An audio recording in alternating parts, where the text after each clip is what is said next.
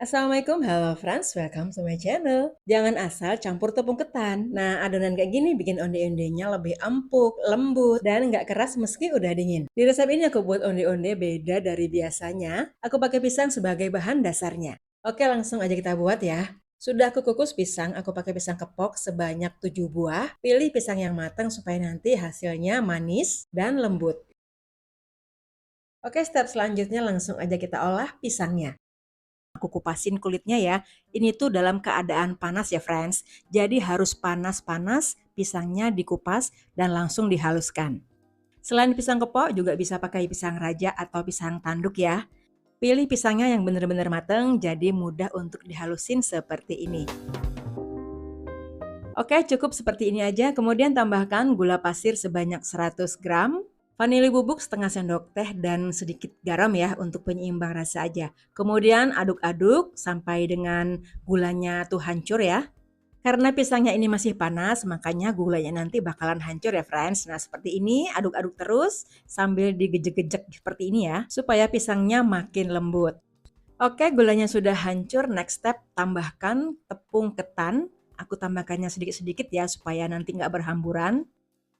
Lalu diaduk sampai dengan rata ya, kecampur semua antara tepung ketan dan pisang. Aku pakai tepung ketannya sebanyak 300 gram.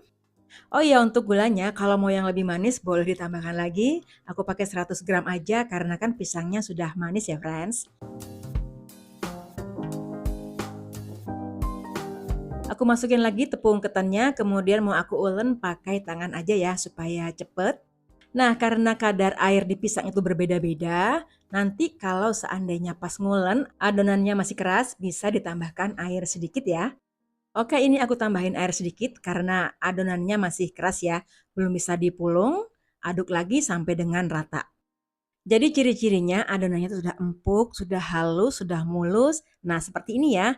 Ini pas untuk dijadikan adonan. Nah, pas dicubit, nah seperti ini dia, empuk. Karena aku mau buat 3 macam isian, makanya wijennya aku buat 3 varian. Wijen putih, wijen hitam, dan mix wijen hitam dan putih. Oke, step selanjutnya kita mulai ngebentuk. Aku pakai sendok takar aja ya, supaya lebih cepat dan lebih gampang.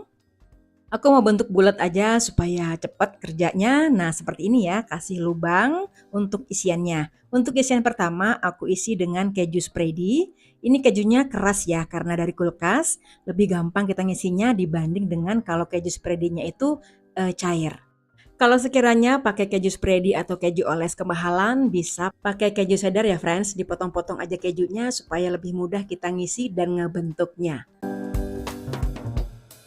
Nah, yang harus diperhatikan juga adonannya harus empuk ya, jadi mudah dibentuk. Untuk yang kedua mau aku isi dengan mesa seres atau mau pakai coklat batang juga boleh, atau mau pakai selai coklat juga boleh. Nah, seperti ini ya, isinya secukupnya aja, jangan terlalu bleber, nanti susah dibentuknya. Tutup rapet, terus itu langsung dibulet-buletin.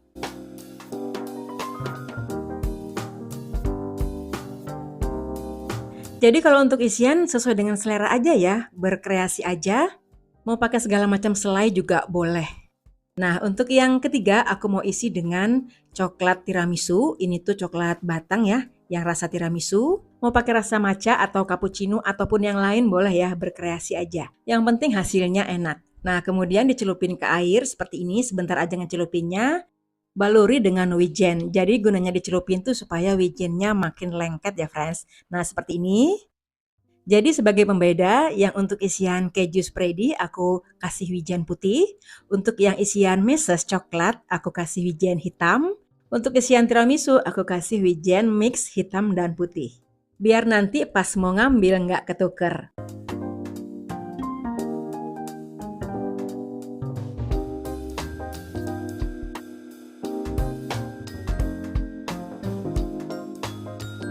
Gimana? Mudah kan cara buatnya?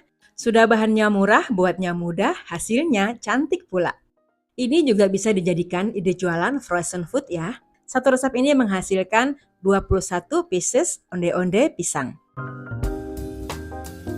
Oke, langsung aja mau aku goreng di api sedang cenderung kecil aja.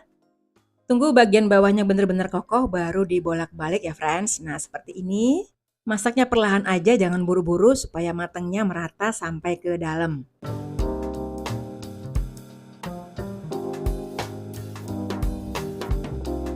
Kalau warnanya sudah seperti ini berarti sudah matang ya. Memang warnanya kecoklatan seperti ini karena kan memang bahan dasarnya pisang. Ini tuh aromanya wangi banget, perpaduan vanili dan pisang ya. Nah, yang lagi nyari ide jualan boleh deh buat ini. Jajanan baru belum banyak yang buat, kalau dijual insya Allah laris manis.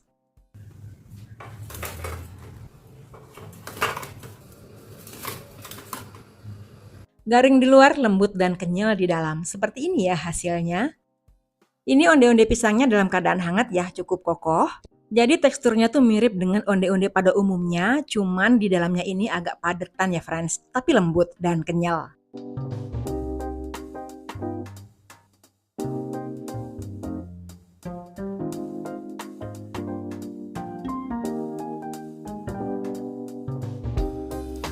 Makan gini tuh enaknya anget-anget ya. Oke nih mau aku icip ya, pas aku gigit nyes gitu ya friends. Jadi empuk, kenyal, lembut, manisnya pas dan rasa pisangnya juga pas.